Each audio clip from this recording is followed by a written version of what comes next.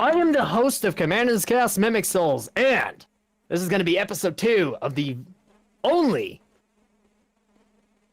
Punishing Gray Raven podcast. My brain died for a second. You guys want to introduce yourselves? Upon that death of braining, there is no braining to cast. Well, if I still have internet and it's still going, my name is FinalHarps, and I also stream. I'm on live right now at FinalHarps at YouTube/FinalHarps, whatever it is. My brain's not working, but it's kind of trying to. YouTube.com/FinalHarps. Yeah, there we go. YouTube.com/FinalHarps. But anyway, I used to be a streamer. Now I'm trying to come back and stepping into it, hence why I'm live today. But at the same point, yeah, we're gonna talk about games like as Punishing Gray Raven and Honkai Star Rail, how they're just shit games. Mm-hmm. Shu? Is my mic okay, by the way? Oh yeah, sounds great. Wait, what? I like it. Did you say something? But my name's Regashu. You can find me at RegashuDB on YouTube. You can also just find me just Regashu on Twitch, and I stream a variety of different gacha games, and I'm mainly going to be doing Wuthering Waves when that comes out. I do PGR and Honkai Star Rail, and I can't wait to get into some of the topics that we got lined up today. Yep. We got some interesting topics lined up as well, everybody. So to give everybody the lowdown on what we're going to be talking about, we're going to be talking about the Floating Reverie, which is the Hanying update, essentially. We're going to be talking about the very same topic that we covered in Smackson stream the other day. Regashu was there, so he knows. Things about Wua and chances of the failure, this or that. And then we'll be ending it with a 2.1 HSR update. So, let's get into the very first one. What are your guys' opinions about the latest Punishing Gray Raven update? Give me a second. I gotta fix my mic. Hold up. Okay. All right. I don't think there's enough voice acting in the story. But I also took a step away from Punishing Gray. I've just been doing dailies, so I haven't caught up on anything. I'm mostly waiting for Wua, which is 100. Yeah, okay. This guy trolling. Yeah. No, but for real, I haven't really touched it, but I know it's gonna be good once I do play Punishing Gray. I just got to get there. Yeah. Like, what's truly There happening? is a new boss that has came out and a new character. The free A rank, unless you're like me, you're just not worrying about the free part. Like, the way you get it is through the event shop menu, through the material. But I'm investing in Luna, who I'm going to be getting in a little under 2 weeks when the S rank Omniframe selector that you have to pay for, it's a paid one. Paid. When it drops, I'm going to be paying for Luna, so I'm pre-investing for Luna so I don't have to wait to use her. I mean, even if I did, I'd still just go ahead and use her anyway, but the point being, I'll be using my Luna finally, once I get her. The other new things other than Hanying, so we got the character Hanying. As I was saying, you can get the free shards from there, or you can pull her on 100% rate up. So, basic banner. Or you could do what I'm doing is skipping until the very end of the update and then see what happens.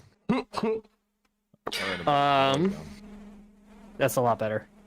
I need to raise it now. Yeah, you sound lower. Yeah. Okay. All right. It should auto-tune everything, right? It should auto-tune everything, I think. Auto-tune? I mean, maybe. Not like auto-tune. You get what I'm saying, though. So we also got the new boss, Fushin, like a humanoid dragon. I think that's a good place to start. I don't know how many of you have fought it. I know I have, so I'll go ahead and give my take. If you use a Gen 2 unit, he is fucked. If you know what you're doing, he is fucked. If you're using a Gen 1 and you don't know what you're doing, well, Dragonoid? Okay, fair. He definitely has a couple moves that hits hard, but otherwise I would rate him just slightly harder than Moon Eater, who I clapped at 12k on my first try. So, thoughts? I have not tried it yet. Where do you go to try that? So in the event menu, there will be a tab for the fight. I think there's like 13 days left. What's it called? To do the fight. I don't remember the exact name here. Let me pull it up. Challenge System Shock? Yes, System Shock. Okay. I'll mess with that later then. I just wanted to know because like I'll actually go in there and mess with that. Yeah, so I was actually in there and I cleared the first stages with the first 3 with just Liv Imperia. So I have everything maxed out. I have the 6-star weapon Hestia that I pulled off stream, but I don't have any hyper tuning. So I'm running a DPS set for my Liv Imperia, no hyper tuning, and I have a 6-star weapon. And I clapped all 3 stages with just Liv. And the last 2, I just went ahead and used Crimson Weave. And he lasted maybe 2 minutes, 3 minutes. Crimson Weave broke his ass, honestly. Oh, yeah. Broke his ass over her fucking knee. Like, she bent that boy over her motorcycle and spanked him. Okay? So, that's my opinion so far with Fushen. I think he has a cool design, but I think the other thing that we haven't seen yet, right? I haven't seen it yet, but when he eventually comes to the challenge trial or the simulated trial, you know, you can up that shit all the way to max at 12K. I think that's where the money's going to be at. 12K. Got it. That's personally where I think the challenge is actually going to be at. Because right now, even the System Shock, he just doesn't hit hard. He doesn't hit hard. Like, if he 1-2 shots you like Lilith did, I don't know if you fought Lilith in the Crimson Weave update. But I beat her with the trial characters, and my god, dude. Oh, that shit hurt. That shit fucking water hurt. one? 1-2 shot. The one that, like, It was is on like, she's not water, but she is on a submarine or something? You're like, well, you're obviously in like an arena, but she like she looks like a super masochistic like chick who looks insano. Maybe. Do you know who Zatanna is from DC? I'm bad with names. No. Magician lady. No. Basically, she's just a, you know, edgy magician with pointy ass feet, you know. Yeah. Oh no, really I did not get the fighter. I know she was the one where you had to like with the symbol that's upside down is the one you have to hit or something, like stuff like that. One. Yeah. Yeah. I watched people fight her though. The comparison between Lilith and Fushen, it's not even in the same ballpark for me. It's not even in the same ballpark. Because Fushen, you can live even as hard as hits, you can 2-3 hit, obviously.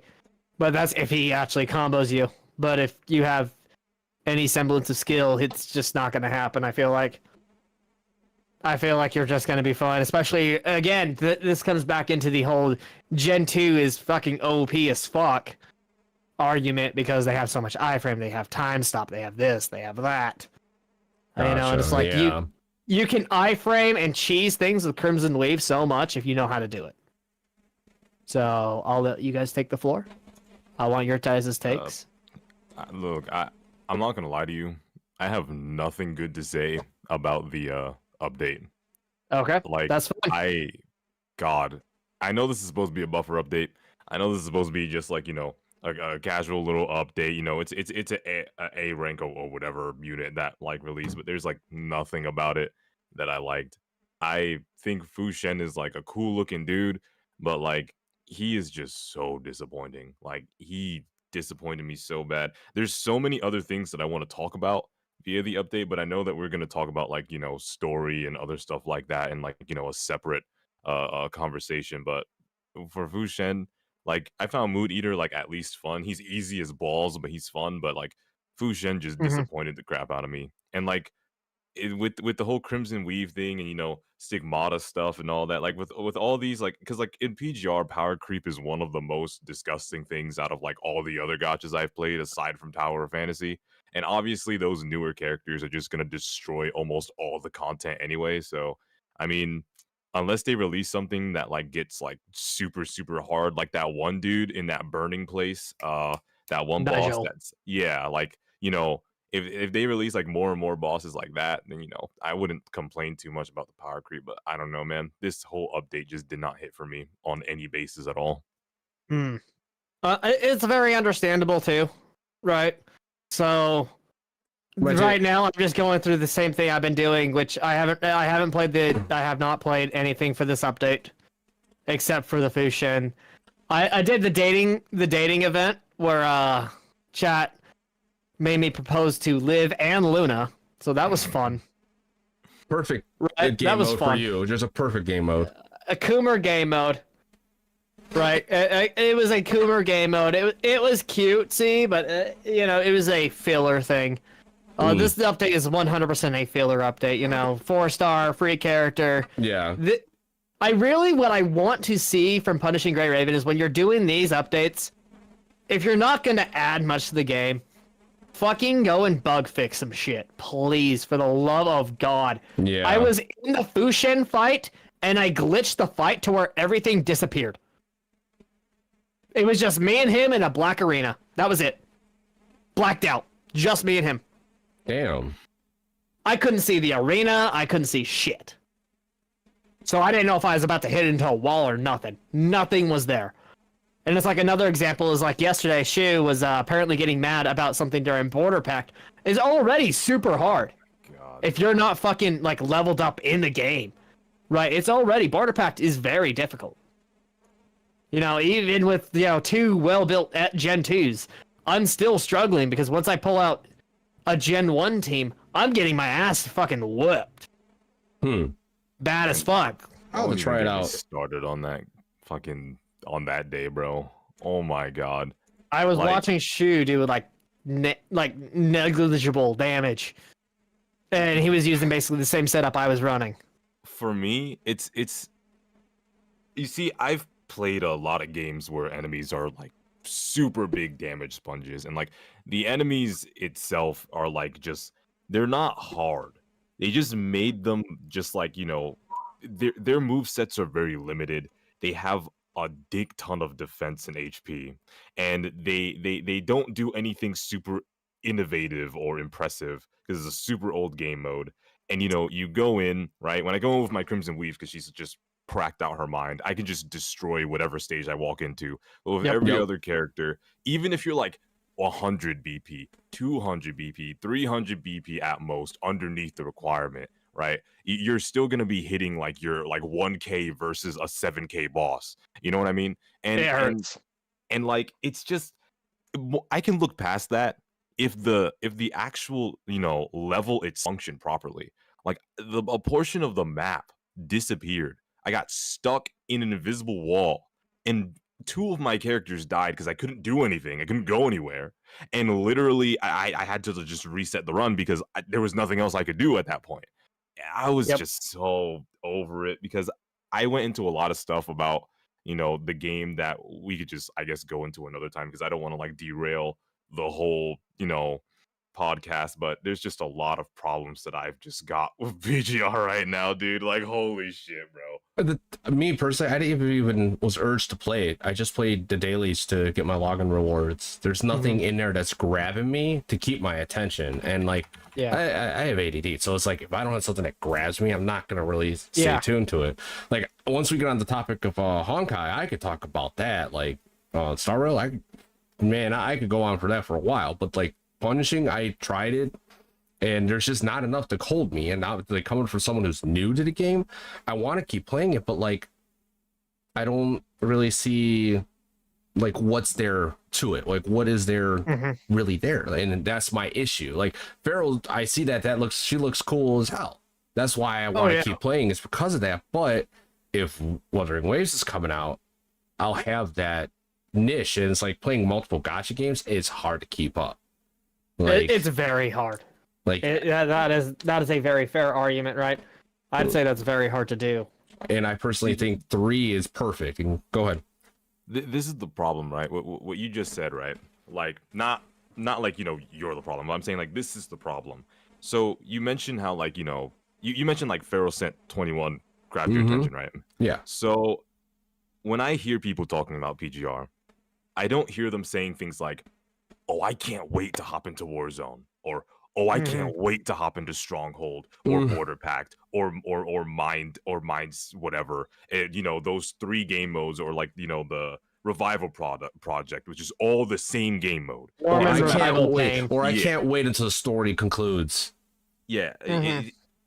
nobody says, "Oh, I can't wait to get to the end of this chapter." You know, sometimes, unless it's about your favorite character. So, like, people say, "Oh man, I'm looking forward to this character." Play them for a little bit, and then it's like, "Oh yeah, you know, I'll definitely go into a 12K sometime." And if you're not into that, you'll just say, "Well, I had fun. What else are you gonna do?" Yep. That's my biggest problem with PGR. It's like, oh yeah, that character looks cool. Its combos are cool. You know, the combat for the character itself is cool, but everything else, it's like, bro, what Mhm. am I really gonna do here? I can agree with Shu on this one, right? Because I agree too. I like 12K bosses. I think they're very fun.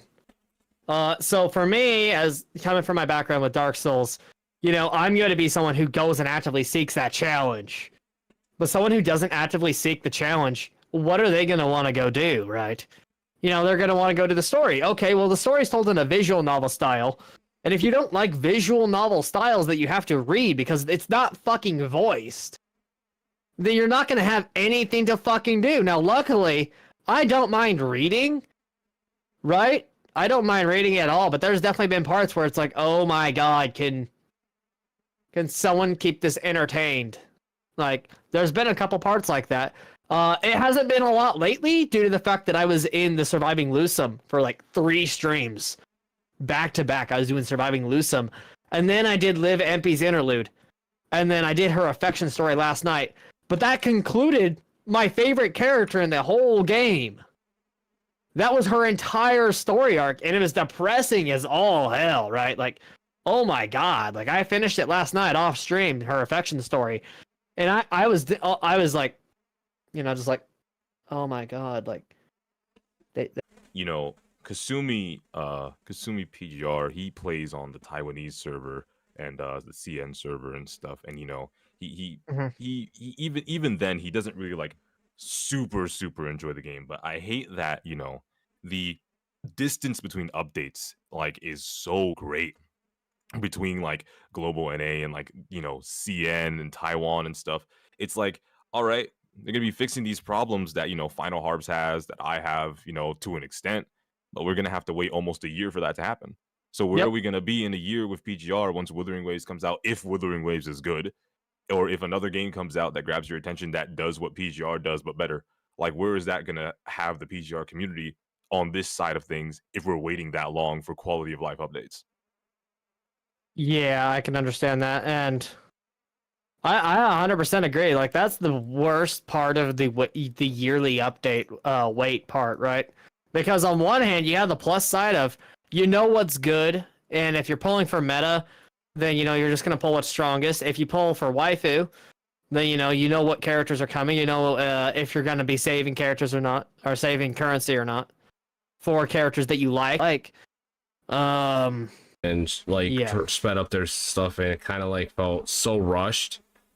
I just stopped playing it ran at one point because it Yeah. just like there's numerous reasons why I stopped, but like that game was actually decent, but like when they started rushing the match where CN was, it didn't feel right.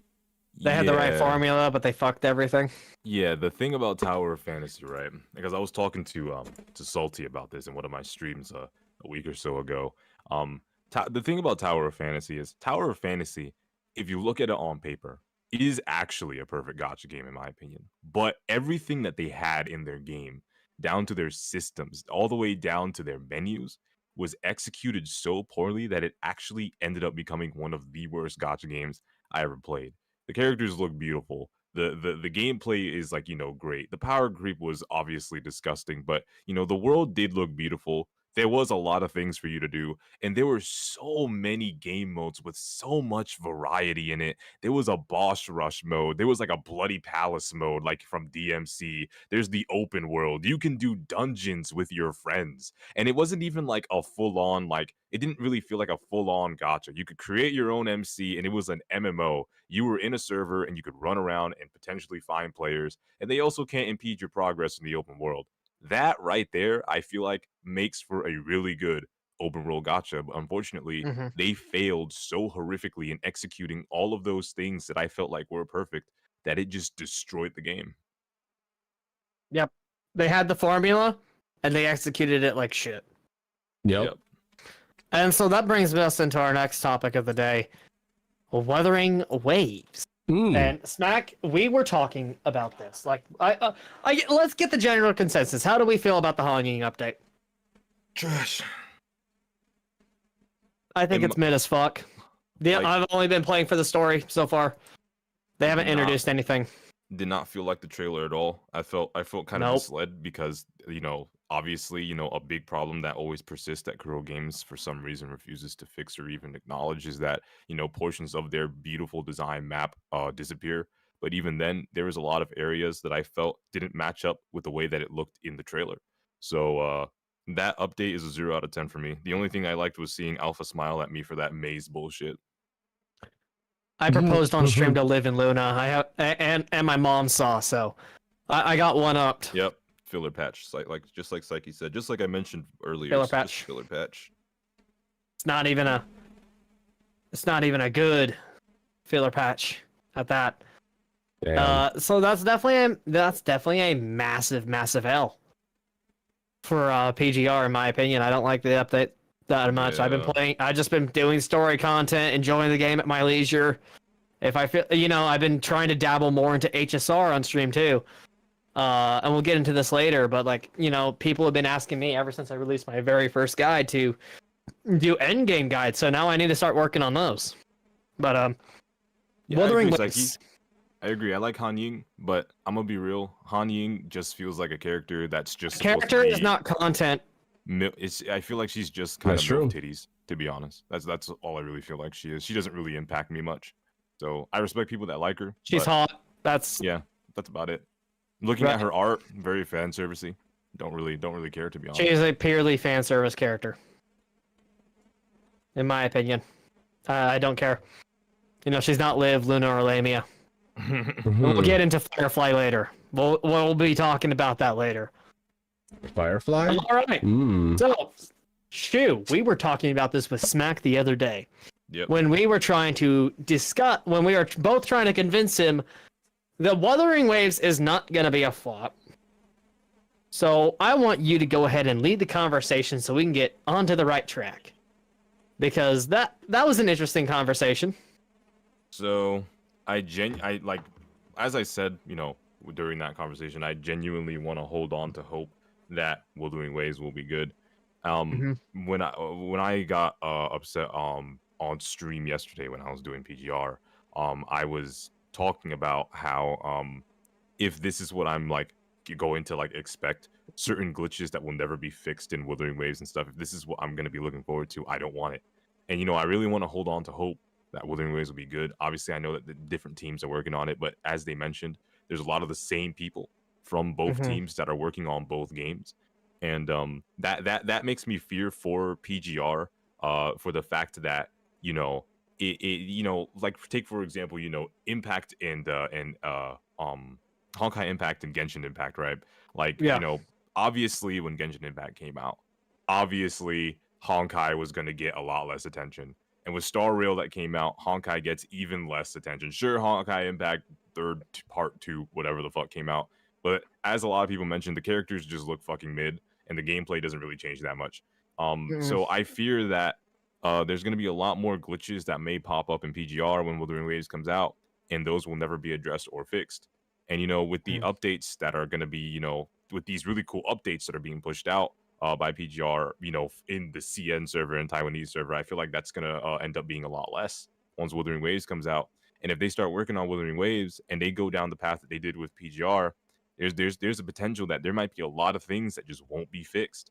And I really don't want that to happen for Wuthering Waves. I remember I told Smack something that's missing from the gaming community in general is hope that games will be good. Because unfortunately, with almost every game that's come out within the past like decade has been either just cash grabs or just overall terrible. And I really want to keep hope that Wuthering Waves will be good because there's not a lot of hope in the gaming community for games. But unfortunately, with PGR go off of it, I really really hope that it will be good because it's not looking good right now, to be honest. Yeah, I can understand, right? So Kuro Games' track record with bugs isn't good. It's not good, you know. The running meme right now, like one of the running memes in my chat is Kuro Games has never had a bug, you know, troll face or you know, sarcastic Like, smile. Keck. Hew. It's like a keck W, ha ha ha. You know, it never had. And it's like because the game will completely break at times, and shit that literally doesn't get addressed. So we just kind of have to hold out hope, unfortunately, that WUWA will be good. Yeah, that it won't flop. It is two different dev teams, though. That's what we discussed last time. Yeah, it is two different dev teams. So there is two different dev teams, you know? Mm-hmm. And I feel like they're going to throw all their best at WUWA because Wuthering Waves is their best shot at making it big. You know, yes, Kuro Games makes money, but Alpha was their best-selling banner of all time. If I'm looking at the numbers right, when I was looking at the numbers, it's their best-selling banner of all fucking time. Yes. Like $2 million, and then you take a look at the previous ones where it's hundreds of thousands. That's good. That's good money, sure. But that's not good enough money to run a studio forever. To run it on corporation level. You know, like it's not nearly enough. So if they want to make it big, right? They have to give Wuthering Waves their fucking A game. You just reminded me. I think they will, though. I mean, I do too. The conversation you had, I forget who it was, talking about Snowbreak. Yeah, clearly we've seen that Kuro Games isn't afraid of like showing off fan service and stuff. Like we even see it now with like some of the skins and you know with the more recent art and stuff. Like that.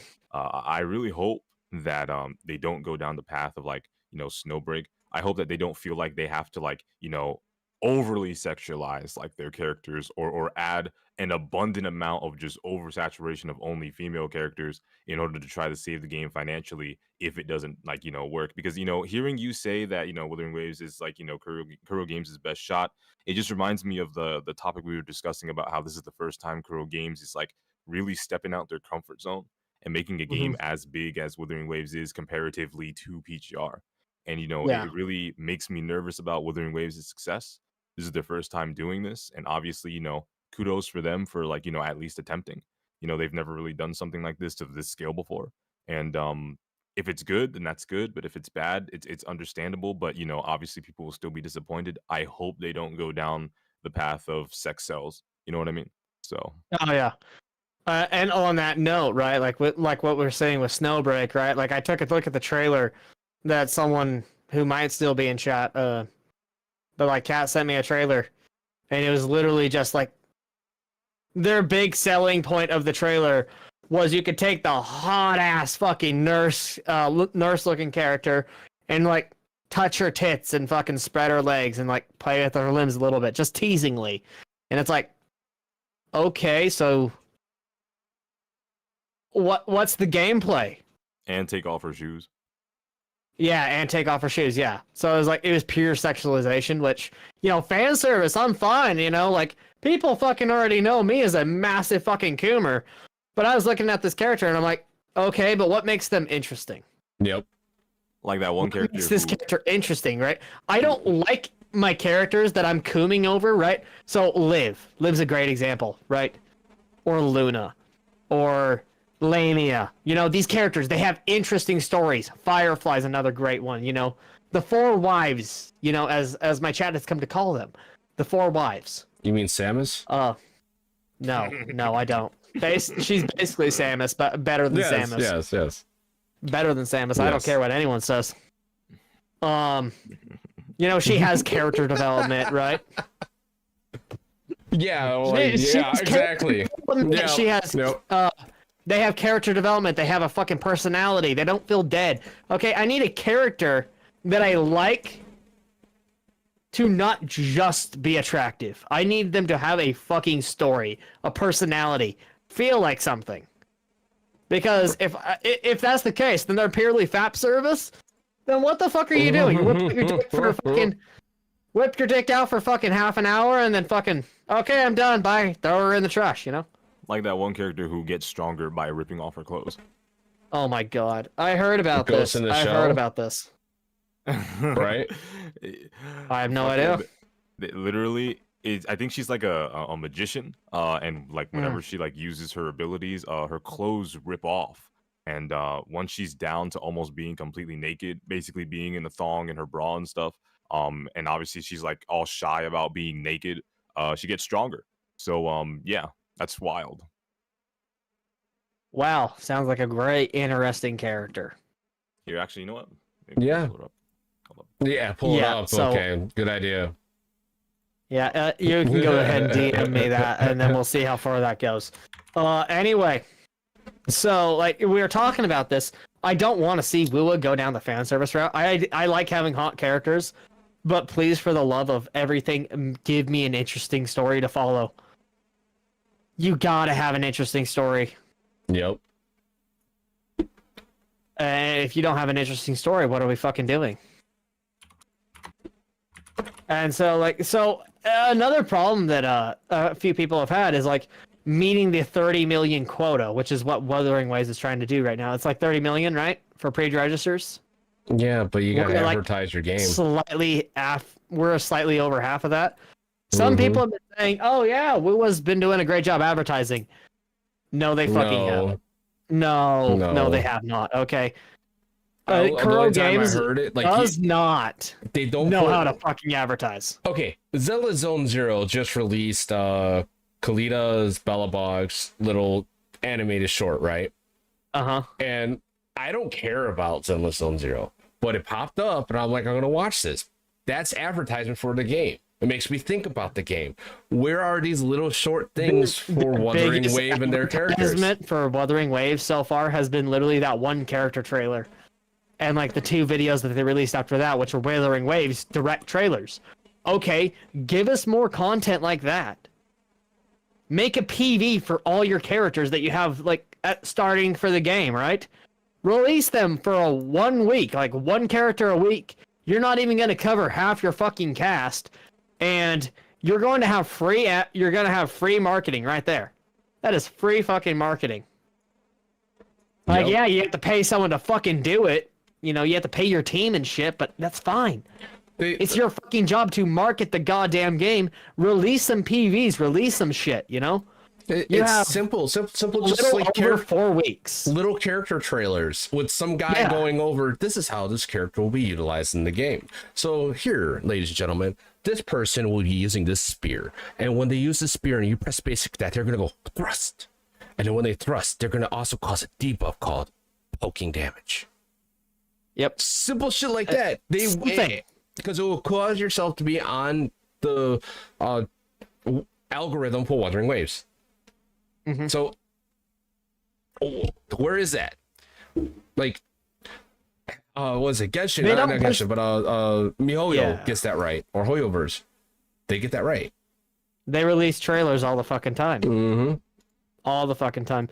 And it's like with Star Rail, they didn't have to do... The truth of the matter is, they don't have... Kuro Games has to do more than Hoyoverse does, due to the fact that Hoyoverse has Genshin. It had Honkai Impact, 2 very successful gacha games. Yes. Right? They don't have that level of success. They need to be doing more. They need to push it more. So, that's my opinion. You want to meet this 30 million quota, how about you actually release some shit? Fucking give us some teasers. Give us some character PVs, right? You know, something, anything to work with. Because if you don't keep this hype going, you're going to meet a brick wall at 120 mile an hour on a fucking bike. Yeah, but like as Prey says, even if they do, even if it does cringe ass shit, MiHoYo does, they should do that. Even if it is cringy, that's how you learn how not to be cringy. It's like, oh man, that was kind of cringy. Like, And Kasumi's in chat right here, so I'll read off this this chat, right? It'll also give CC something to talk about instead of just saying Exactly. everyone else is doing. Yeah, so, right? and not having open beta where it's just like a little bit of it, like Open nothing. beta for like the first month would be dope. Mhm. Or even, right, so a lot of us, like Regashu, I'm pretty sure applied. Vorpaline applied. I've applied for the Kuro Games CC program. You applied? Did you apply? I applied for Punishing Grey Raven. Okay, the truth of the matter is, like, the big creators that they want to promote aren't streaming Punishing Grey Raven. Like, almost ever. There's nothing to promote. Almost never. Mhm. Maybe once a fucking every 2 weeks, 3 weeks. Maybe you see a big creator in the category. That's a fucking maybe. That is a baseline maybe. Okay? Yep. Then you have streamers like me, Regashu, right? Whenever we go live in the Punishing Grey Raven category, we take over the entire category for the most part. You know, or Consuming takes over the category. You know, there's content creators in the category who they could be directly sponsoring and promoting. Okay? They could be promoting any one of us to boost the game's analytics. Okay? These smaller CCs help carry the game more as well. Yes. Because that's And the more CCs that you promote, even if you're not like paying them, right? Okay, so I understand doing free labor. I don't agree with it, okay? That being said, would I accept a partnership with Kuro Games? Fuck yes. Okay, even if I don't make anything off of it, you know, if they're spreading my name, fuck yeah, I'd accept the hell out of that. You know, because now I'm gonna have a higher viewer base, and I can promote the good word of WUWA and PGR. I can tell people, yeah, I like this about the game. The game has a few issues, sure. But as long as Kuro doesn't mind a little bit of criticism, but they don't do this, right? They don't fucking do that. They need to be promoting CCs who are actively playing their games. Yep. And they don't. They don't promote CCs who are actively playing the game. Okay, who do we have actively playing the game? We have Regashu. We have me.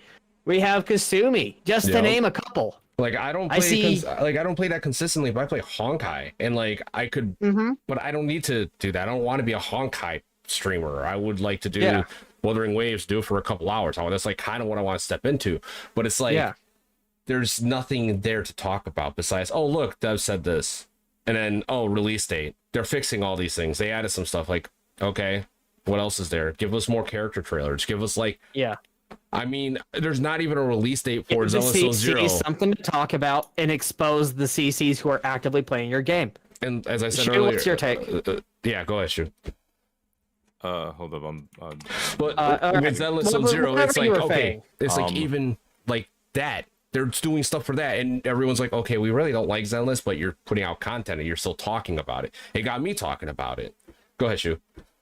Yeah, so we're talking about like promoting other content creators other than Kuro Games content creators. Active Kuro Games CCs. Okay, so basically, I can understand what they're doing from like a business standpoint because like, you know, our community is very small, and you know, I'm surely, you know, I would also see it as the sort of same, like it's like a sort of shoot myself in the foot if you like, you know, use like the other content creators in your own community to try and promote the game if it doesn't have as big an audience as other people. So like it's shitty, right? I don't agree with it, but like I can understand the sentiment because, you know, if they, you know, give these sponsorships and give these opportunities to, you know, these CCs that play Genshin, that play Star Rail, that play other games, right? You know, it's more eyes on their product, and you know how they're you know, I'm sure they know, you know, we all know how, you know, Hoyoverse, you know, viewers are. They, whenever they see their content creator doing one thing or talking about another thing, I'm not gonna lie, most of the time their opinions are very, very easily swayed, and you know, I'm sure they're hoping for a massive wave of followers that listen to their CC like it's the word of Christ to go play their game. So not only is it just more eyes on the content and, you know, more people wanting to try it out because they saw their favorite Hoyoverse CC play it, you know, it is a smart idea, but, you know, it also feels shitty because there's a lot of people that, you know, they bust their ass in our community to make content for their game, to try to make their game look good, even though, you know that they have problems with the game and stuff like that. They still want to try. And, you know, when me and Smack were talking about it, we were like, you know, they can do what they did, but at least give the same exact thing to the people in your community that makes the content at the same time. Because then if you do that, not only will people that watch the Hoyoverse CCs be like, oh shit, this is a pretty cool game. I wonder if there's like other people that play it, because I know the CCI watch isn't going to play this every day. They'll go out of their way to look for our community, and then that will boost our subscribers, our viewers, our followers, and stuff like that. They should have just done both at the same time. This goes back into what I'm saying though. Like what you could do is like a partnership, which is different than a sponsor. I guess not too different. You can look at it differently, because I've had partnerships in the past where it's like, okay, we're promoting your channel, but you're not really big enough that you're going to make us a lot of money.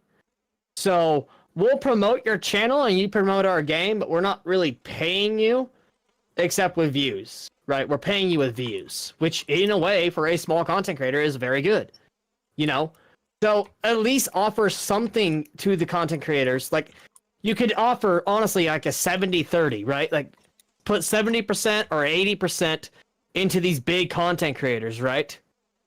And then like 30% or 20% look for these CCs who are actively playing your games, and then fucking put your resources into them too. And it's like, there's several CCs who have applied, and there's bigger CCs who have applied and failed to get in, right? And they just don't. They just don't get in. I've seen, like, again, several of us have taken over the category every time we go live. And, like, we take over the entirety of the category, but it's like, we're not really getting exposure. From like if PGR endorsed any of us, that would boost our analytics. All they'd have to say is, "Yeah, we like this dude." That's about it. Like that's all they'd have to say. That boosts any one of our analytics. Yep. All right, and then we start talking good about Wuthering Waves and PGR. Guess what? The more CCs that are talking about these games, that brings more players to your games. Okay, because I've had people in the past who are playing Dark Souls and wondering what other kind of games I play. And I'm like, well, I played Monster Hunter. I'm playing a couple gacha games like Honkai Star Rail, and they're like, oh, I'm gonna go try it out. I've already brought like 2 people over into the Honkai Star Rail scene, and I've brought at least 6 or 7 into PGR. So some people, this goes back into what I'm saying, though, that, by promoting CCs, there's benefits. There is benefits to promoting CCs who are actively playing your content. It's just, they just don't know what they're doing on the marketing team. Their marketing is legitimately fucking ass. But we were going to talk about, will Wuthering Waves fail? No, it's not going to fucking fail. It's just straight up not going to fail. Like, the first month is going to be good. It's going to be good content, It's going to be the height that everyone's waited for. We're going to see how long the honeymoon phase lasts for. And if it can live past that honeymoon phase, we're fucking set. Yep, and it will. It will. Yeah, I'm not gonna lie to you. The people that claim that Wuthering Waves is gonna fail, a common pattern I notice amongst these videos is there are a lot of people that think that Kuro Games is aiming higher than what they're actually like trying to do. So like people think that like Wuthering Waves coming out is trying to be this Genshin killer. There are some people that think Wuthering Waves that's coming out is going to get millions upon millions of players. But something that people got to understand is Kuro Games as a company, they set their standards very low, especially when it comes to things like projected revenue and things like that. Like I don't think that, Kuro Games is, because they have not promoted their game to be a super big, innovative, game-changing gacha that's coming out. They're promoting their game like, hey, we're making this game and we hope that you enjoy it. And I feel like if people start to realize that's like actually what they're trying to do, they'll really be able to appreciate the game more. But with all these people just trying to overhype the game, and seeing similar formulas to Genshin and being like, oh, they're trying to directly compete with Genshin to try to overtake it. That's just not the No, truth. that's Like, not what they're going sure, for at all. every No. game that comes out that is of a similar genre is naturally gonna like be competitive in terms of like player based stuff, because like it's a game of the same genre. But Kuro Games, I don't think Kuro Games really gives too much of a shit whether or not it's gonna overtake Hoyoverse. Judging from what I've seen from the videos that they make from their live streams, how much fun they have making those videos, how much fun they have on their streams, I genuinely just think that they're just a couple people trying to make fun games, and they're not perfect. I never claimed them to be perfect, but I just don't think that Wuthering Waves is going to be big. I think it'll be successful, but not at the metric that people want it to be. Well, it Or doesn't have the expect it to COVID be. buff. Yeah. Mm-hmm. There's And also so I don't think a lot of people seem to be the only people who have been marketing this game as a Genshin killer, right? It's not Kuro Games. Like, they're not pulling a Tower of Fantasy. They know better. They're not overextending their reach, but there is a few toxic fucking people in the community who are calling it the Genshin killer, right? It's The not going to Genshin be. killer, the new Genshin killer, and it's great for clickbait, but then they start actually like feeding into it. It's not going to be. The So only they game. turn it to not clickbait. I've heard a few of these CCs. The only thing that could possibly be a Genshin killer, because of the aesthetic and what it looks like, is Azura Familia. Or Azura Familia. Because of the aesthetic, because of the way it looks, the way the combat is, it mirrors Genshin really good. So that's where that game's going to come in, and depending on how it is, might actually take a lot of the audience away, but it's not going to kill Genshin. Nothing's going to kill Genshin. No, you're not killing Genshin Impact. Everyone just needs to. Yeah. Everyone who wants a Genshin killer needs to shut the fuck up and realize there is not a fucking Genshin killer. There will never be a Genshin killer. Because if you like Genshin, you're going to play Genshin Impact, okay? Yep. If you don't like it, you're gonna eventually go find a game like Wuthering Waves, like Azure Promolo when it comes out, right? Both of these games are going to be definitely open world games that you can get into that would replace Genshin for some people, okay? Just let people enjoy the game that they want to play and stop being such a fucking dumb fucking little cunt and thinking we need a Genshin killer. We don't need a Genshin killer. Okay, I understand that Genshin doesn't impress everybody, but you don't need to fucking kill the game. I'm gonna be real. I see a lot of people I hear a lot of people too, like content creators specifically, say like, well, more specifically, like I heard Tectone one time say, you can't kill Genshin because there is nothing to kill. And I was really thinking about that statement, and I was wondering what he meant. And obviously I'm pretty sure he's just referring to the content. He's referring to, like a variety of different things that he finds boring. But Yeah. I came to this understanding when I looked at it objectively. I put my feelings aside.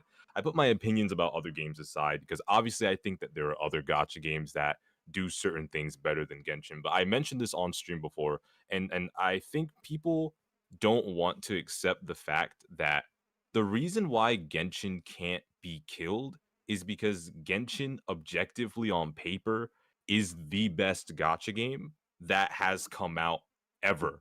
And the reason why I say that is because not only was the timing of its release perfect, for a long time there was no other game that did what Genshin did in terms of gacha. It was an open world gacha with multiplayer in the open world. The characters were some of the most beautiful looking characters out of almost all the gachas that I've played. Almost all the gachas I've played. The game, like the systems with the whole, elemental properties and stuff. The way the world looks, the way that they've optimized the game so quickly. Because when Genshin first released, that game had a lot of glitches, had a lot of problems, but they fixed it to be almost perfect. And so I think on paper, Genshin literally is objectively the best gacha game ever. But obviously that won't change the fact that it's still boring a lot of the time and stuff like that. You know what I mean? But that's why I think Genshin won't die, because it does things a little bit too perfectly for a gacha for it to be killed by any other gacha. Like, all those things I mentioned is what attributes it to being the best. Yep. Truth. Everyone can have their opinions. Like, it's understandable. Like, there will be somebody that will die on the hill saying Punishing Grey Raven is a million times better of a gacha game than Genshin Impact. But I'm gonna be That's real, called like, you know, bias. there's subjective opinions and then there's objective facts. And objectively speaking, Genshin genuinely is the best. Objectively speaking, regardless of my stance, like my community knows my stance on Genshin, I'm not the biggest fan. I don't want to come back. Putting that aside, I can 100% say without fail that Genshin on paper is the gacha experience, okay? It is the gacha game to play if you don't know what to get into. Like, you don't know what you're doing. You're getting into gacha games for the first time. It is the game that you pop into, right? Oh, look at that. Somebody in chat just said, even a normal player / non-gacha gamer knows Genshin. And also, It broke the normie barrier. yeah, adding on to that, you don't even have to be somebody that enjoys gachas to enjoy Genshin, right? Because you can just, like, experience the world. You can just sit through dialogue if you want. You can just run around and look at the colors. You don't even have to like gacha games to like Genshin. People don't know how big it is. I want to give this. It's pretty big. No. Guys, I work in construction, okay? These motherfuckers work 10, 12-hour days, right? They don't play video games almost ever. I'm one of the rare few who do, right? And a couple of my coworkers, 2 or 3 of them, have heard and played Genshin Impact. Yep. For a construction worker who doesn't touch video games to know of Genshin, that's fucking ludicrous. Okay, it has broken all conceivable barriers for a gacha game. It has broken all barriers. That's how fucking massive it is. I'm sorry to interrupt you, but I wanted to put it in perspective how fucking big this game is. Its reputation precedes itself. Yep. I disagree with what Scarlett said just now. Most likely it will kill itself due to ending the story. The story is already so long that once the story ends, by the time a new player starts, or by the time people decide to come back to it, they're still going to be playing the story for a long ass time after the story There's ends. no skip button. Yeah. Once the story is over, you know, people are still going to be like, well, let's RNG more artifacts, or, well, let's see if I missed any other chest or whatever for normal people too. There's a leak about 2.0. Genshin 2.0, like they did with Honkai Impact 3rd. Yep. So imagine that. Yeah, and so someone brought it up, and we just barely glimpsed over it. We may as well bring it up since it's one of the big, most looked forward to games now. Upcoming games, right, is Azure Pramila. Or what was originally going to be like some Azure Lane 2 kind of bullshit. I personally I don't know. It's from the creators of Azure Lane, but like I think honestly I'd be down to give it a try. Yes. But I'm not sure how long it will last for me, right? That is the kind of game that I look at it, I'm going to pop in if I have nothing better to do and I just feel like bullshitting. Like if I'm just going to have a day where I'm just chatting with chat and I'm just walking around being a little nitpicker, that might be the game that I might pop into. I'm not going to lie, every time I hear that phrase, it just sounds so racist.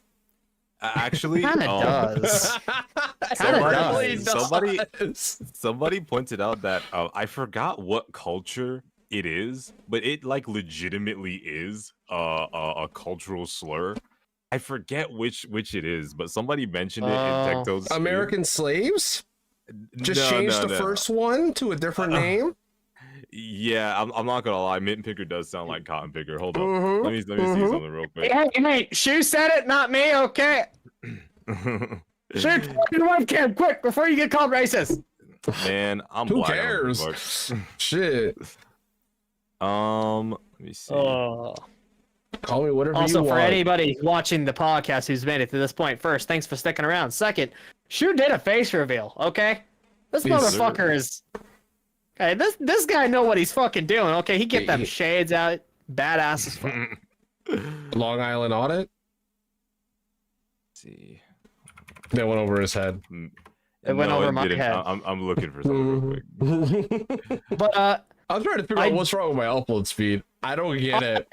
Azure Lane, obviously, Scarlett, I wasn't saying it as an actual Azure Lane 2.0, right? I don't know much about Pramila. Like, I did a reaction to it. And then I like analyzed for like an hour the gameplay and everything. But like in the reaction, I was being a little bit biased and hateful towards Genshin due to the fact that someone in chat was pissing me the fuck off about Genshin. But it's like at the same time, I think it's going to offer the most, like, it's basically going to offer more of a Pal World experience, but gotcha, right? It's Pal World gotcha. It Gotcha, kind Pal of World. circumferences a lot of different things that people are looking for. It's got the Farmville aspect. Yeah. It's got the mount aspect where you can fly. You got a Got pet some with big old you. booties is what it got. Yeah, that is just an extra, but it's like, point being, like, the art is actually realistic. I mean, who's seen that new Star Wars game that's coming out? Like, what is that? Like, I don't know. I haven't seen it. But you know, they're already doing a better job. mm-hmm. They're already doing a better job marketing it than Wuthering Waves has been marketing, right? Yeah. Now, luckily, Wuthering Waves has had a pretty good coverage. What with, you know, everybody's favorite Ball Man covering it, and then, you know, a few other content creators covering it as well. So it already has a ton of exposure. But my God, dude, it's not enough. Kuro needs to market. Do you think that do you think Kuro Games doesn't know how to market? Do you think that's a 100%. possibility? Like I 100% think they don't. Because I understand marketing better than they do. I feel like, like, obviously I've never heard of Kuro Games until I saw the Blanc video, or whoever the fuck made that video. I never heard of them in my entire life. And they seem like people that don't, I think that they might not understand culture enough to feel confident enough to make adverts for their game. I don't know. That's what it kind of feels like. Because I know there are companies that do feel that way, that don't advertise outside of their country. Mm-hmm. Yeah. Because like one of the things that kind of gives it away is the stigmata in Times Square. That was like the most nonsensical move I've ever seen them do. That's not Like, going to fucking do anything. Yeah, I didn't really So, understand. shoot, you that. live in New York. Okay, so I've heard this argument a couple times. We discussed it last podcast. Let's go a little bit more into depth. You live in New York. Are you paying attention to those advertisements walking down the street? Like, not really. It wasn't like even pop out enough to like do it. Like the going back to the point that I was making, like in Tokyo, right? Do you know how, like, for example, a super huge successful advertisement that happened, well, was with Nikkei, where it showed Rappy and Anise fighting a Rapture. It was like that 3D fucking, you know, screen thing that happened. I feel like Kuro Games felt like, oh, hey, this place in America has this big ass screen. Maybe we can do something similar. But like, New Yorkers don't really look up at those things often, and only, you know, tourists really do that. And most of the time, those tourists aren't really people that are into games in general, for the most part. And, you know, a lot of people just keep their heads down. They'll look at, you know, the advertisements sometimes with the pretty lights, but they just move on with their day because they're either trying to go home or get to work. Yep. So, you know. And Kasumi also lives in New York and said, if you're not a tourist, you won't pay attention to it. So, are you the argument that, oh, but they promoted Bianca Stigmata in Times Square? Shut the fuck up. That's not a marketing move. Nope. That's New a Yorkers- promotion move, but that is not a fucking marketing move. Getting okay? the community involved is the way to market. What's the best way to spread? Is word of mouth. See, Kasumi said it, because Kasumi also lives in New York. Yeah. He said it best. If you're not a tourist, you won't pay attention to it. As somebody that like has lived in New York for like all his life almost, literally, I have gotten so used to Times Square that I'm just completely desensitized to all the lights, all the stores, all the adverts, because it's just white noise to a lot of New Yorkers that live there for a long time. So they're not gonna care. Yeah, they're not gonna give a shit. That's true. And it's like, so what do we think that they can do to actually market it better?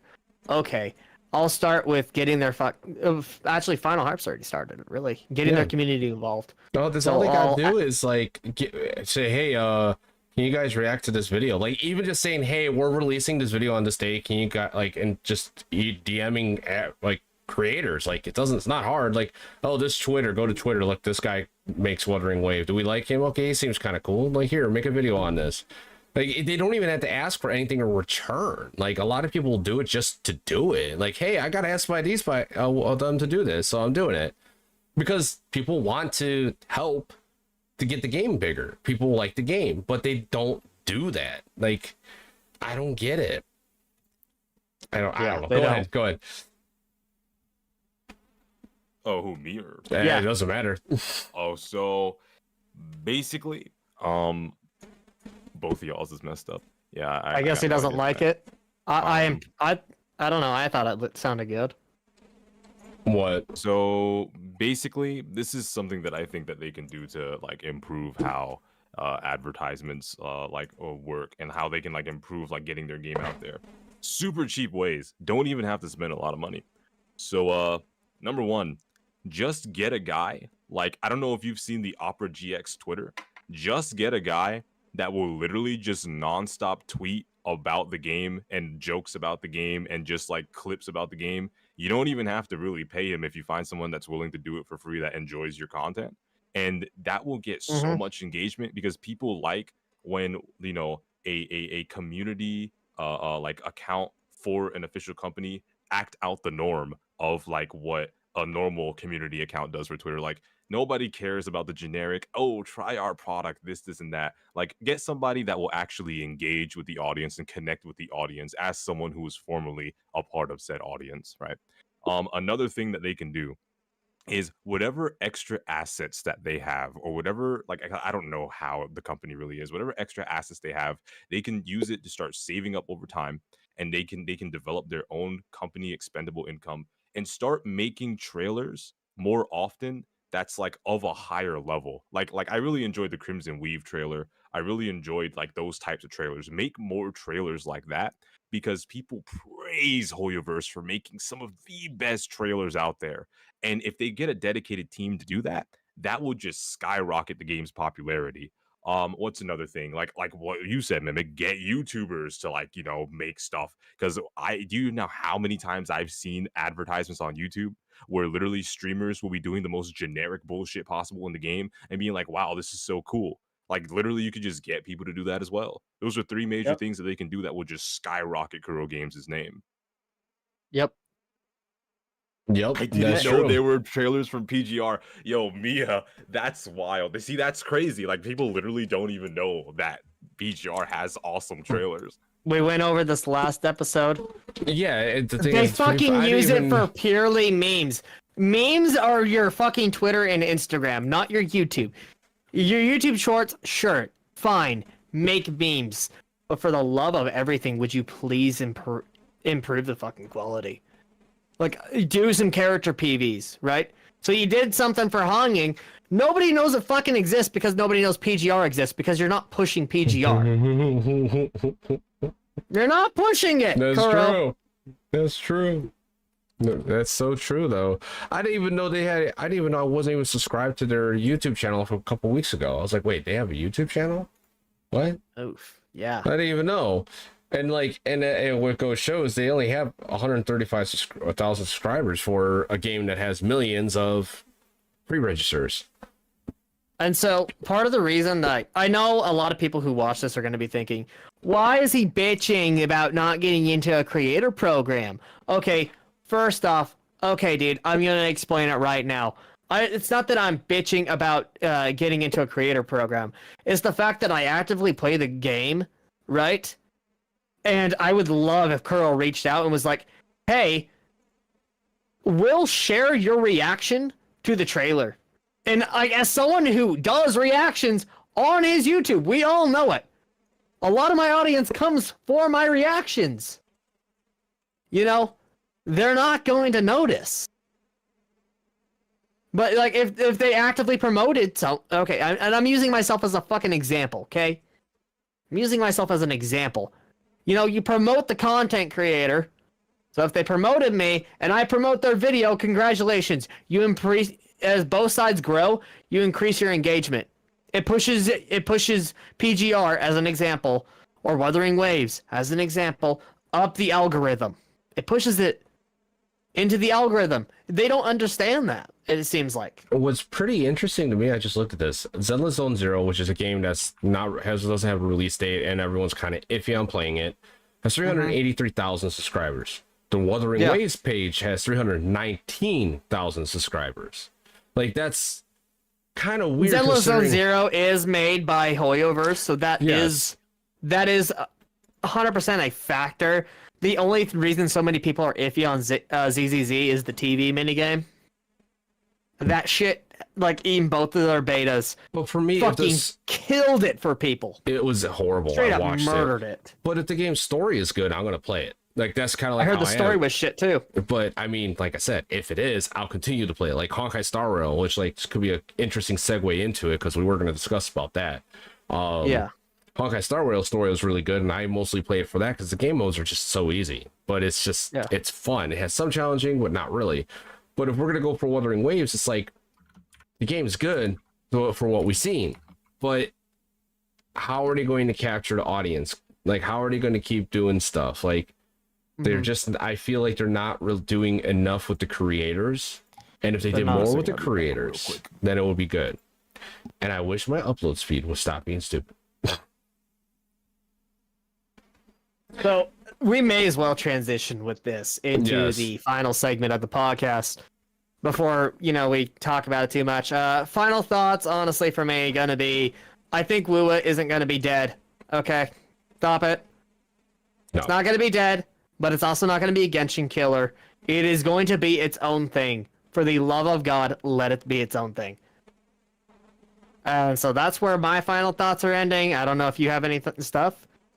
No. Mr. FinalHarps, you know, you might as well weigh in with that name. What? Which one? Final thoughts? I was making a joke on Final thoughts with your name, play on FinalHarps. words. Yeah. Oh God, nothing really. I said what I needed to say about Wuthering Waves and Punishing Gray. I mean, they're both good games. Just they need to. Punishing Gray, I think, is a little overcooked. Well, maybe it is overcooked, but like it's been out too long in CN to be able to fix what's going on unless they release it in one go. But I honestly hope like they concentrate more so on Wuthering Waves because Wuthering Waves is where I'm personally going to be more so at because I need a game like that. That's what I've been looking for. But now what we're going to talk about Honkai. I want you to give his final thoughts as well on Wua. On Wuthering Waves. Okay. On what Just we were like- talking about today. Oh, just Final no. thoughts. So what I said is it's not going to be a flop. And it's not going to be the Genshin killer. It is its own thing. Let's let it be its own thing. Yeah, I definitely think that is not going to project insane numbers on any front, in my opinion. But I think it's gonna be good enough. I think it's going to be good enough for me. I have hope that it will be a good game. It's not going to be a perfect game, but I'm still looking forward to it, and I really do hope that it is good. Yeah, I like that. And so, since we're talking about Honkai, let's transition into 2.1. Boys, who wants to start about 2.1? You know what? I'll go ahead and start it. My queen's alive, bitches. Samus? Yes. Yeah. Firefly is alive. Okay, chat made me propose. Like I ended the stream and I had Firefly popped up, and chat was like, "Propose to Firefly. Do it. And they spam do it for like 10 minutes before I proposed to Firefly. So that was awesome. That's cool. Anyway, 2.1 thoughts. Who wants to start? The story. Go ahead. No, I was just gonna say I don't have anything to really mention about it. So you're on me with this part compared to Punishing Gray. Okay. Yeah, I'm not really looking forward to anything in particular. I already got my favorite characters, so I'm good. The story's interesting. You go first, because I'm only gonna really talk about story stuff probably. Yeah, same here, because there really wasn't anything else. Honkai Star Rail is like that story is what's keeping me really hooked on the game. Because once you do everything else, there really isn't anything to do besides grind for gear, and that's what keeps me coming back to actually play Honkai Star Rail is grinding for gear. Because like I got this new unit that I look forward to. What gear could they use? Okay, I'll start farming for it. It's something to do, and that's why I compare it to like Punishing Gray. It does not have that with the memory system, but with the story in Honkai, this story. What's gonna happen next? And I have some thoughts about the memory zone meme once everyone puts in their thoughts or ideas. I got some ideas. Yeah, I'm not gonna lie. I think that the story is really good, but I got really, I kind of felt scammed. because I felt really disappointed with the ending of what we just recently went through, and I really hope that we get into something like, you know, a little more threatening, more interesting next in the next installment of the story, because I kind of felt scammed with the whole Acheron situation. You know, I wanted her to be on Demon Time. I wanted her to be like a villain. There's still a chance for her to be a villain, but I don't know. Like the dancing trailer between her and Black Swan, I genuinely felt like, oh wow, I'm gonna actually have like a villain character. They haven't done anything with Sparkle. That's like super important. They just made her be all fucking, oh, I'm gonna be very cryptic to Blonde Boy Adventurin over here. I know it's a Hoyo game and they're trying to move away from the whole darkness of Honkai Impact Third story because their audience is a lot more bigger and a lot more like attached than the Impact community was. Not saying that the Impact community wasn't like, you know, heartbroken over a lot of stuff that happened in the Honkai Impact Third story, but I really did want to see actual villainy. Like I hope Boot Hill is just an unhinged, I want to see a character kill some NPCs. I want to see No a character. fucks given. I want to see that. Sparkle. I want to see Sparkle just completely flip the script. I know she's doing like behind the scenes shit. I want to see a character just be changed forever in the story wise, you know, because of someone like Sparkle. I want Acheron to be a genuine villain, but yeah. I don't think Acheron's going to be a genuine villain. But I see where you're coming from. That would have been interesting. That would have been very interesting. In my opinion, she's more nuanced. I feel like she's helping because it's beneficial to her. Right? Yeah. So there hasn't been a real reason to fight Acheron unless, you know, because Welt could have started a fight with her then and there. Yep. Like, lore strength-wise, Welt's probably there, right? Welt, we all know Welt is super powerful. Okay, if Welt wanted to, he could have started a fight with Acheron, and then it would have gave us a villain perspective on Acheron. But I genuinely think that right now with Acheron, she's more of a nuanced character. Is we're on the same side. We're not friends, but we're not foes. Because if you remember at the very beginning of 2.0, she straight up killed Stell or Kalis, depending on who you picked, in the dream. In a dream. To wake them up. She killed them. Yeah, to wake them up. Yep. To wake them up. So but you wouldn't know that going in. You wouldn't know that it was for your benefit. Speaking of that, you guys all have done MOC 12, right? The Memory Zone, and fought the Memory Zone meme or the death. Yes. Yeah, meme. Memory Zone meme. Yeah, that's what it's called. It's so weird. Memory Zone meme is so awkward. That name is so fucking bad. It's so it's like how so whatever. Bad. When you're fighting the meme, he captures your units and puts them in a pod. That's what happened to Firefly. That's what happened to Robin. That's what happened to Sunday. I guarantee it. I guarantee they are just captured like that Avatar dream mist monster, or captured like a spider would. I guarantee it. And they're just in this other thing. And while where Aventurine went is literally breaking the barrier of what is the real Penacony, because Penacony is actually a prison. Kind of like Penacony is legitimately, it was a prison before the family transformed it into a getaway with the dream. But like, how much do we actually see of the real Penacony? We don't see any of it. All we see is the entrance and the lobby. That's it. Yep. We don't see any of it. We have not explored the real Penacony. I want everyone to realize that. It is a fucking prison. Yes, it is. There's still potential.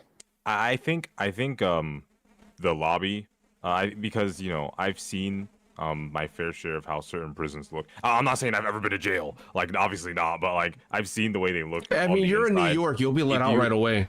If you look around in the lobby area, with the way that the whole thing is structured, it is very much so structured like a prison. If you remove the red carpets, if you replace the doors and put the cells back, you can clearly see that it is indeed a prison, with the way that the floors are set up, with the way that it's all sectioned out in rows and columns. It is indeed a prison. 100%. Yep. Yeah, I can see that. If you look in the background of the lobby as well, you can see what was a prison. So I'm hoping they do something with that. I'm really hoping they will. Now, a lot of the complaints that I've been seeing for the 2.1 story have been alongside of HSR's 2.1 story was more of tell, not show. Thoughts? With Aventurine, yeah, but they built a very with Aventurine. You went from hating. I couldn't stand Aventurine, but then I can neither.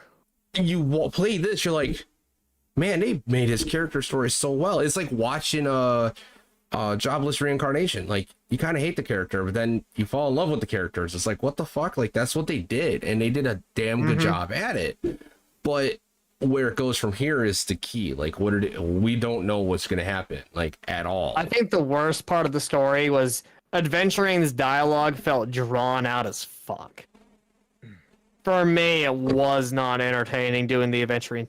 I think there was a lot of bloated dialogue inside of Adventurine's like backstories. Some of it was just completely unnecessary, in my opinion. There was some. It was a little bit drawn out. I understand why they did that. That was probably my least favorite part, personally, as I'm not a huge fan of Aventurine. Okay, I'm not.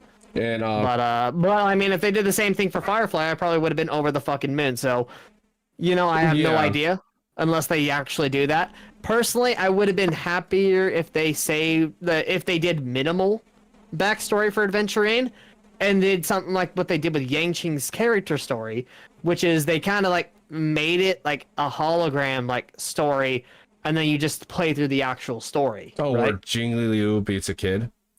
Yeah, Jing Liu beats up a kid. And so we see this from Yangqing's perspective through like a hologram message, right?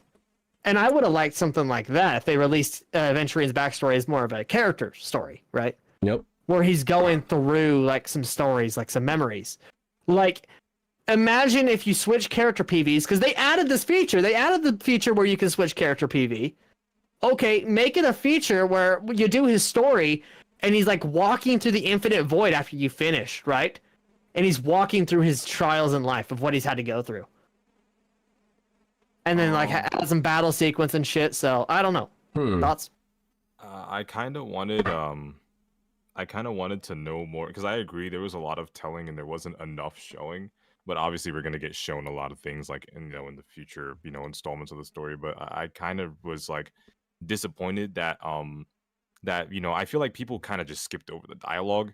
Because when it came to Acheron, I always sat there and I read everything that was spoken to and from Acheron, and I really want to know more about the piece of 9 that she has inside her. Do you know what I'm talking about?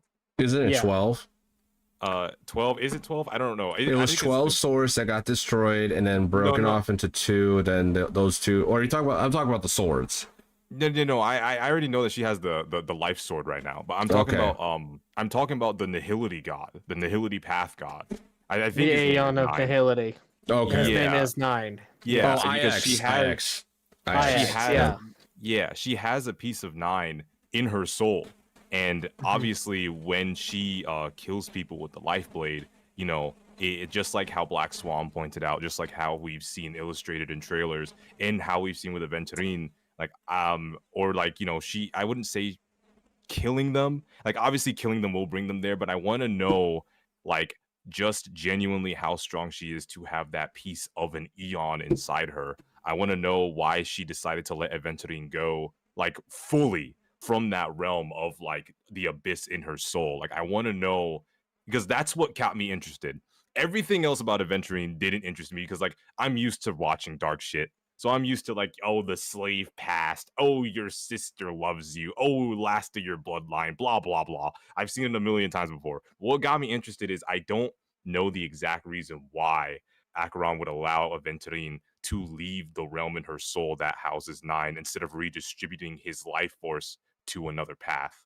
I really want to know what about Aventurine exactly that she would do something that big.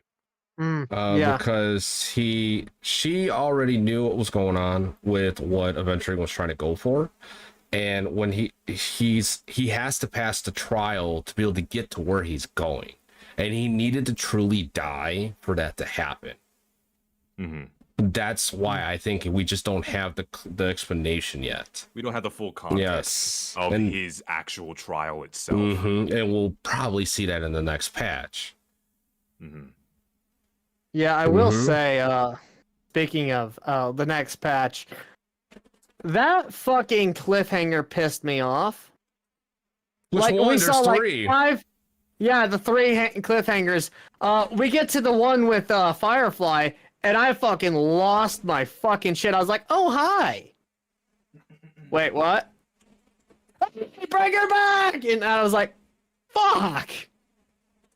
And then it transitioned into Gallagher and Sunday, which a lot of people didn't realize that when he says he's 13, he wasn't referring to his age. He was referring to the Arcana of Death, which is 13. Yep. A lot of people didn't catch that. I didn't catch it originally, but then I was like, wait, the Arcana. Huh? Okay. Yeah, the Arcana. But there could be, they could be misleading us with that, as in like he was imprisoned at 13. Because remember, time dilation. When you dream, a 5-minute dream lasts for hours.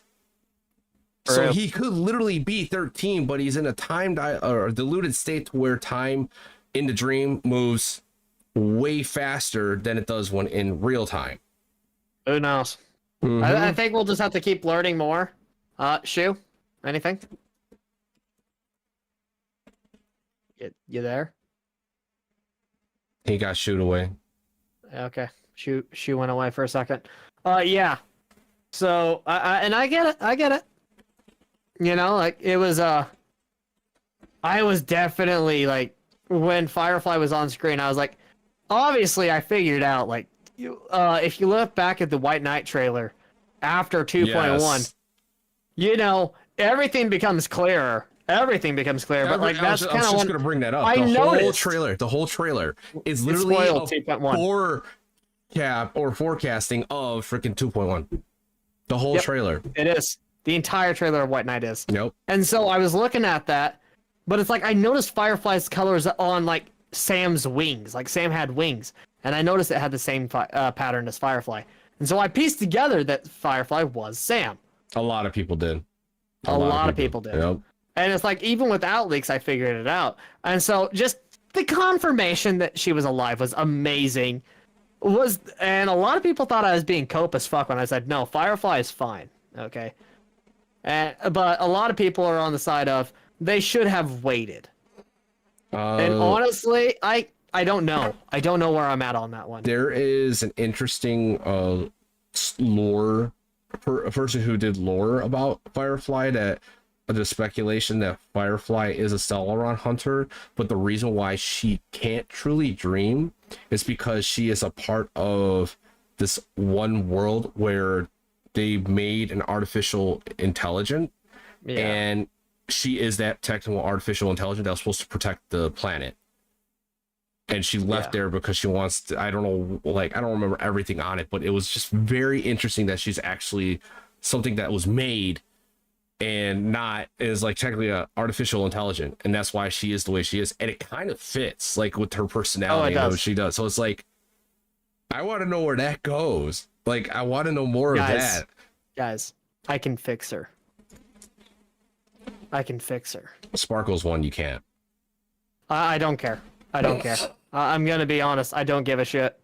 Sparkle's an interesting character, but at this point they've kind of lost me.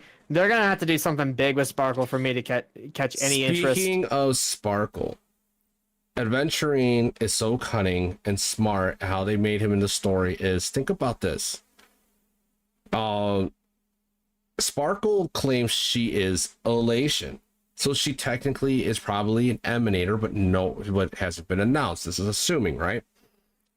Yeah. She was giving Adventurine the nuke it button. He did not accept it. He knew in the end Acheron was going to draw her blade. He knew that, even at that point. That is insane if you truly think about it. Yeah. It was definitely crazy, right? Yes. I going through it, it's just like you start to feel a little bit bad for Adventurine. You start to feel a little bit That's so true. No one fucking cares.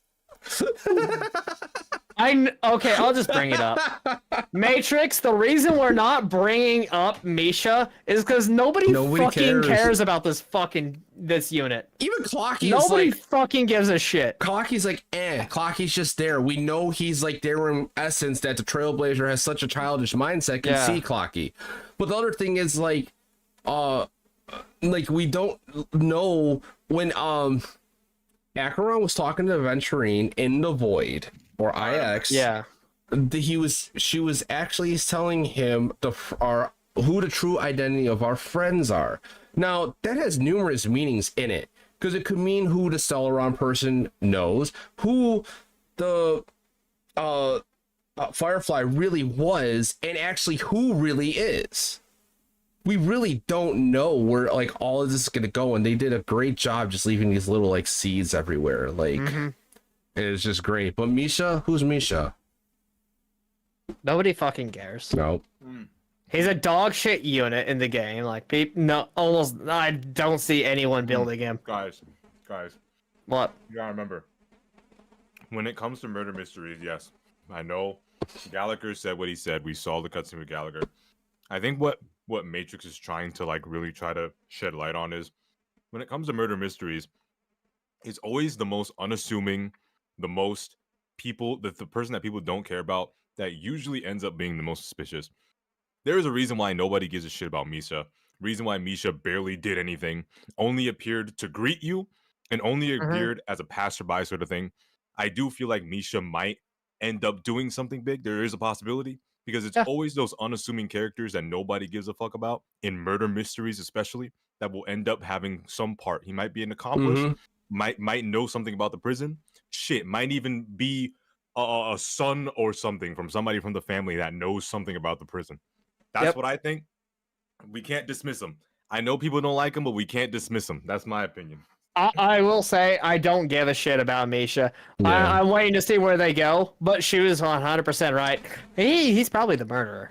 Okay, let's just be real. He's the murderer.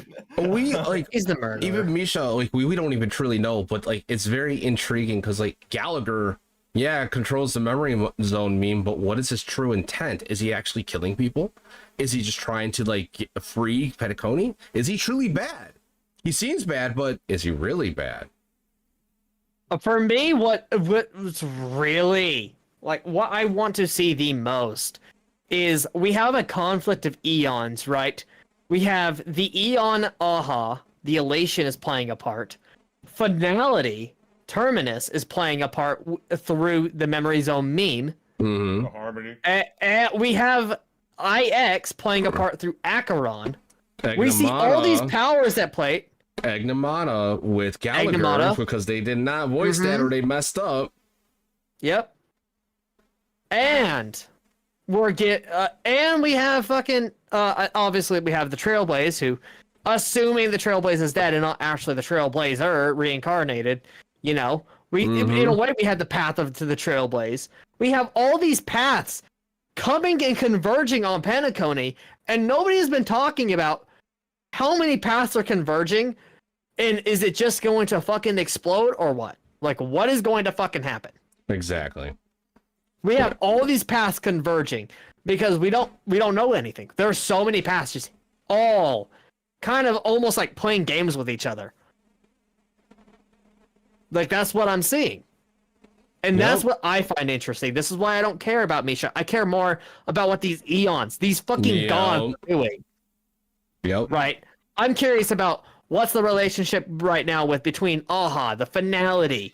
IX is playing a role. Fucking, I guess you could say the destruction was going to play a role, but Acheron saw to that. The Hunt one's coming too, because of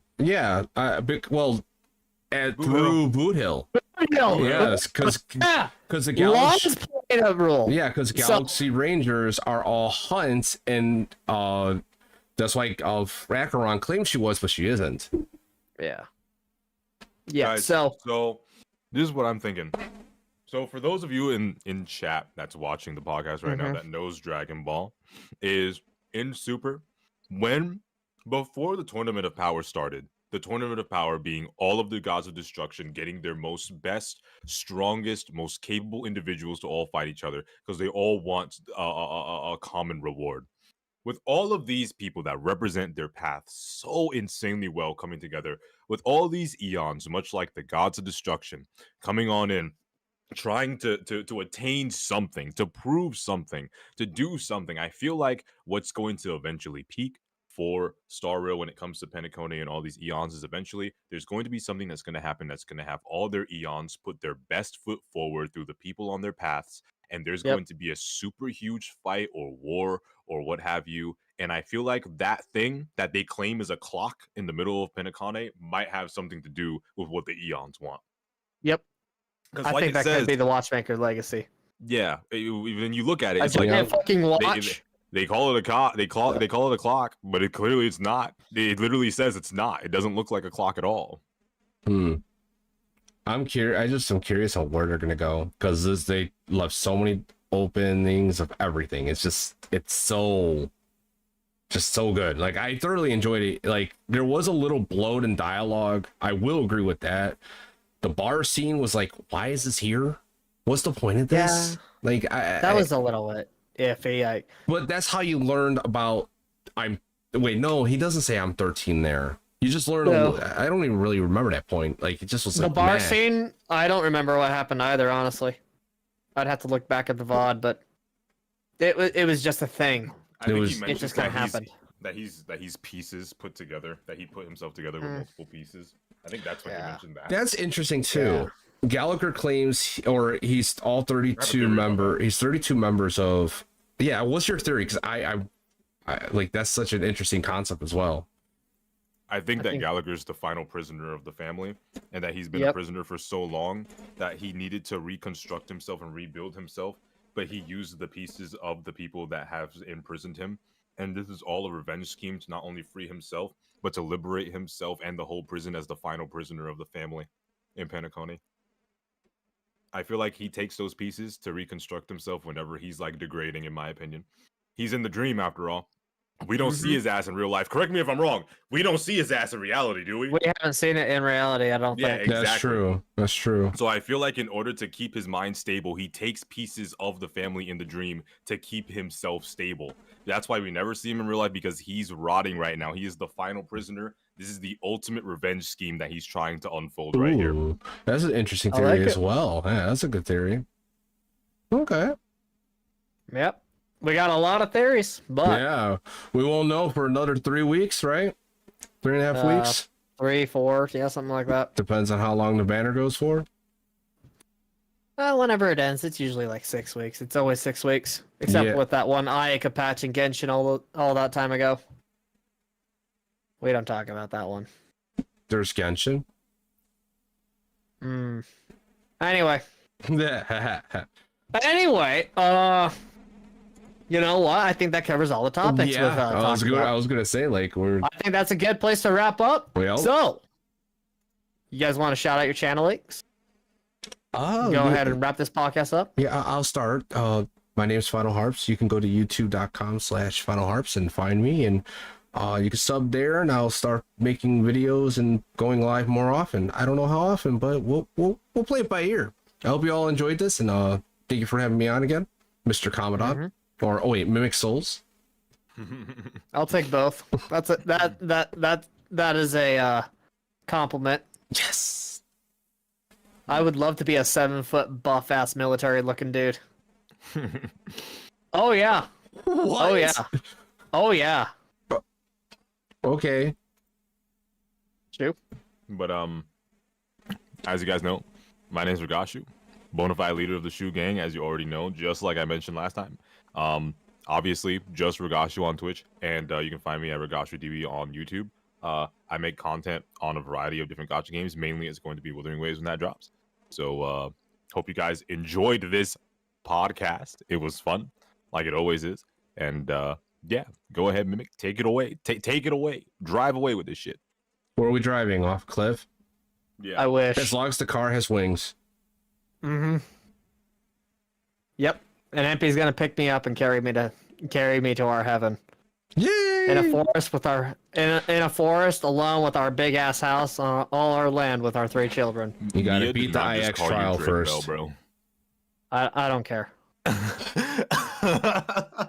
Do whatever you want. I just think if you're going to insult me, I just don't give a shit.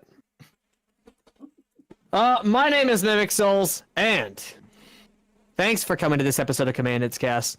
Hope you all enjoyed. Hey, tell me what you thought about the audio, and go ahead and leave a recommendation for CCs you would like to see me try and get a hold of to bring on to Commandant's Cast. Right? If you want more CCs, you want more topics, leave stuff down below in the comment section. We'll catch you guys next time.